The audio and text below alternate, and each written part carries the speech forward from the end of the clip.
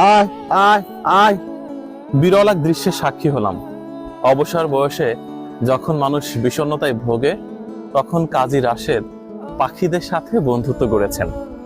আমার সামনে অনেক পাখি রয়েছে, বুলবুলি রয়েছে, দোয়েল রয়েছে, ভাতশালী রয়েছে, গোশালী। দেখেন, শালিক পাখির সাথে তার বন্ধুত্ব দেখে সত্যি আপ্লুত হলাম। তিনি প্রতিদিন সকালে এভাবে ছাদে উঠে পাখিদের সাথে হৃদ্রতা তৈরি করেন, খাবার দেন। আচ্ছা, এই চিন্তা আপনার মাথায় কিভাবে আসলো? এই চিন্তাটা আমার মাথায় এসেছে।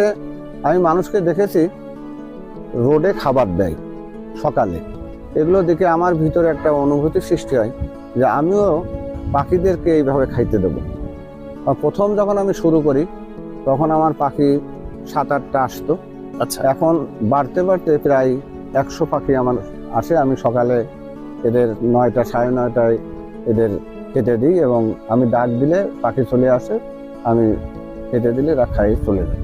দারুণ ব্যাপার। ওনার ছাদে সবজি গাছ রয়েছে, রয়েছে ফলের গাছ, ফুলের গাছ, নানা রঙের ফুল ফুটেছে। তার মধ্যে পাখিরা সত্যি একটা অলংকারের মতো হয়ে গেছে। এখন প্রতিদিন পাখিদের না দেখলে খারাপ লাগে।